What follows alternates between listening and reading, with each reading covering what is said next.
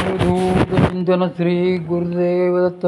माझ्या साधक बंधू भगिनींनो, आज आपण परमपूज्य श्री शिरीषदादा कोडे महाराज लिखित श्री सद्गुरू स्मरणी हे पुस्तक आपण वाचायला घेतलं आहे.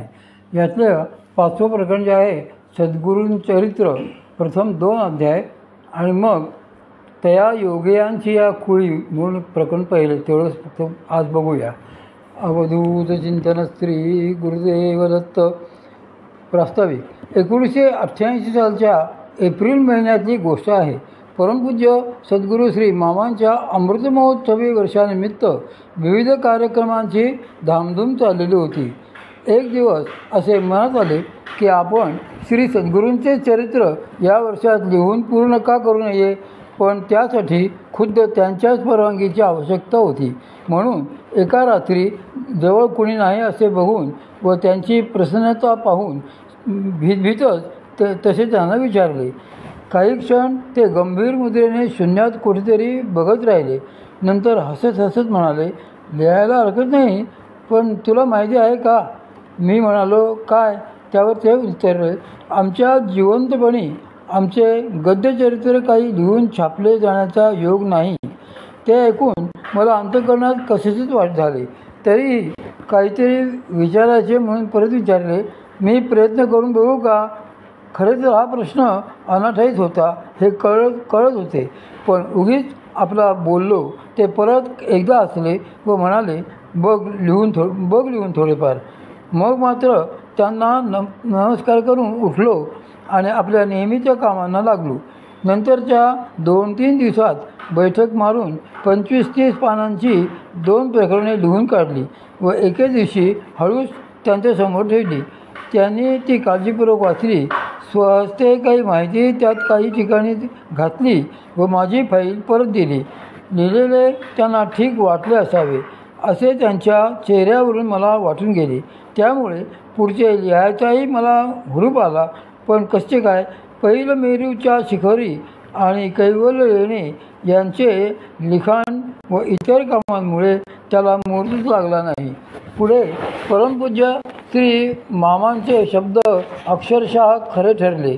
श्री बापूसाहेब आगाशांनी लिहिलेले त्यांचे गद्यचरित्र देवाचे द्वारी हे त्यांच्या प्रथम पुण्यतिथीच्याच दिवशी प्रसिद्ध होऊ शकले व माझे लिखाण 2 प्रकरणाच्या पुढे काही जाऊ शकले नाही.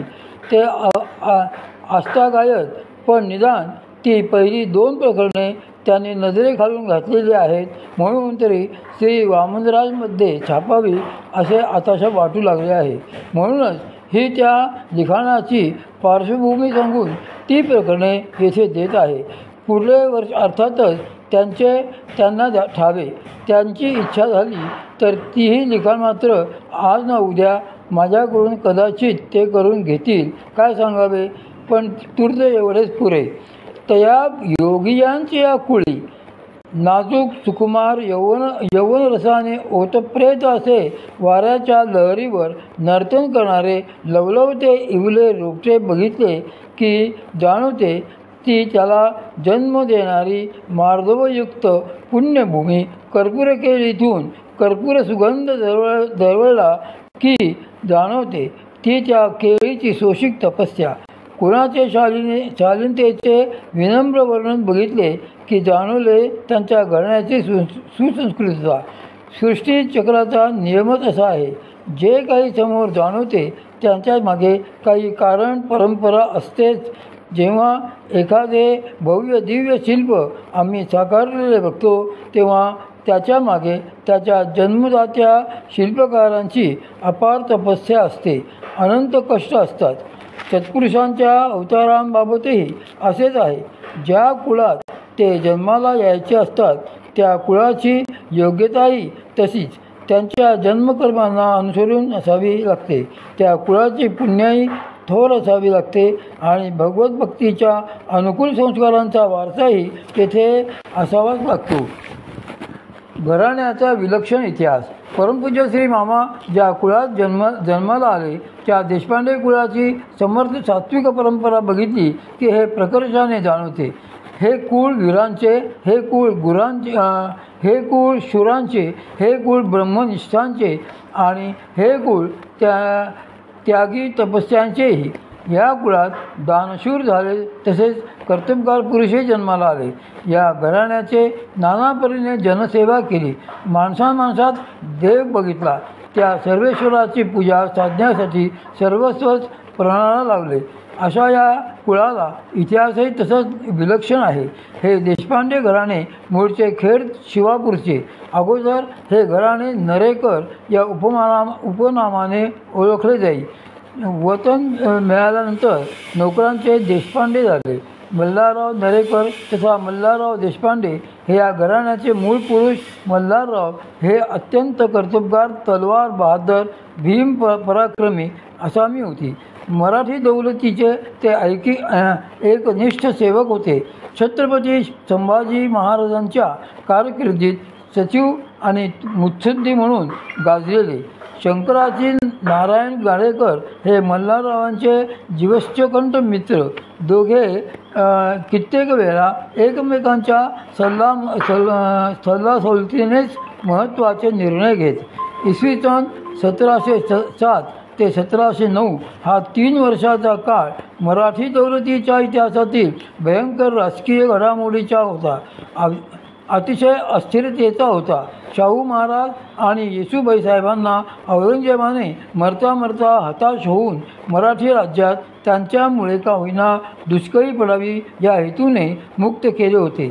शाहू महाराज आता महाराष्ट्रात येऊन मराठी राजांचा हक्क आपला आहे म्हणून सांगत होते. मधल्या बिकट काळात आपल्या कर्तबगारीने मराठी राज्याची धुरा सांभाळण्याच्या ताराबाई दौलतीवर स्वतःचाच हक्क सांगत होत्या. छत्रपतींच्या गादीचा खरा वारस कोण यासाठी या 2 गटात हे जावे राजकारणी डाव सुरू होते. इतर अनेक वयस्कर जाणत्या मुत्सद्द्यांप्रमाणेच शंकराजी नारायण आणि मल्हाररावही या सगळ्या तंट्यात मनापासून शाहू महाराजांच्याच बाजूचे होते.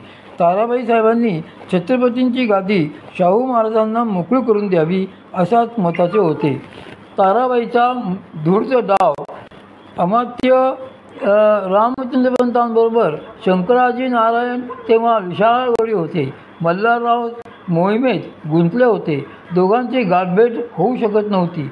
हीच संधी ताराबाईंनी घेतली. शंकराजींना भेटीसाठी मूळ धाडले. ते आल्यावर गोड बोलून त्यांच्याकरणी हाती दहीभात देऊन एकनिष्ठतेची शपथ घेतली. शपथ घेऊन शंकररावजी वचनात अडकले. ताराबाईचा हेतू सफल झाला. मल्हारराव मोहिमेतून परतले.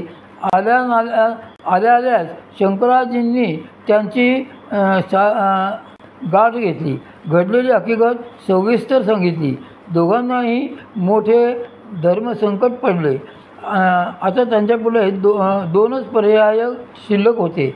एक म्हणजे दोघांनीही सरळ ताराबाईच्या पक्षाला जाऊन मिळणे, नाहीतर दुसरा म्हणजे एकमेकांसमोर वैरी बनून रणात उभे राहणे. दोन्हीही पर्याय त्यांना स्वीकृत नव्हते. खूप खलबले झाली आणि शेवटी एक जगावेगळा विलक्षण तोडगा त्यातून निघाला. शंकराजी नारायण तेथून निघाले. त्यांनी ठरल्याप्रमाणे आतून संन्यास घेतला आणि आठवड्याच्या कड्यावरून साक्षीची वेळ आल्यावर स्वतःला लोटून देऊन देहत्याग केला. मल्हाररावांनीही ठरल्याप्रमाणे सर्व पुढाकार घेऊन शाहू महाराजांच्या बाजूने मोठी मृदुंगी गाजवली. पराक्रम आणि मुत्सद्देगिरीची शर्थ केली. सर्वांच्या प्रयत्नांना यश येऊन राज्य शेवटी शाहू महाराजांकडे आले. त्यांनी सातारला आपली स्वतंत्र गादी स्थापन केली. मल्हाररावांचे मित्रप्रेम व वचननिष्ठा. गादीवर आल्यावर शाहू महाराजांनी त्यांच्या बाजूचे शौर्य गाजविणाऱ्यांचे सत्कार केले. मल्हाररावांनाही त्यांनी सत्यव्रत पालनासाठी गावेच्या गावे बहाल केली. त्यात खेड शिवापूरही त्यांना मिळाले. मल्हाररावांनी खेड शिवापूरला प्रचंड 3 मजली वाडा बांधला. त्या वाड्यात प्रसंगी स्वतः शाहू महाराज येऊन राहत असत. त्या वाड्यातून सिंहगडाची टेहळणी करता येईल. या वाड्यात सुंदर राममंदिर असून मोठा सभामंडपी आहे. सध्या हा वाडा ज्ञानप्रबोधिनीच्या ताब्यात आहे. पुढे मल्हाररावांनी शंकराजी नारायणाचा पुत्र नारायण शंकर यास आपल्याकडेच ठेवून त्याचा पूर्ण सांभाळ आणि प्रतिपाळ केला. कालांतराने नारायण शंकर वयात येताच भोर संस्थांची गादी त्यांच्या ताब्यात देऊन मल्हारराव स्वतः मोकळे झाले. त्यांनी दाखविलेली मित्रनिष्ठा, वचननिष्ठा, स्वामीनिष्ठा आणि निस्वार्थ अलिप्तता खरोखरीच अपूर्व होय. मल्हाररावांचे कुटुंब पुढे बरेच विस्तारले. त्यांना बाळाजी नावाचा एक पुत्र होता. या बाळाजीला सदाशिव, नीलकंठ आणि आनंदराव असे 3 मुलगे झाले. मल्हाररावांच्या सर्व मालमत्तेच्या या 3 भाषांमध्ये पुढे समान वाटण्या झाल्या. नीलकंठ तथा निळपंथाची शाखा नसरापूर या आपल्या वतनाच्या गावी आली.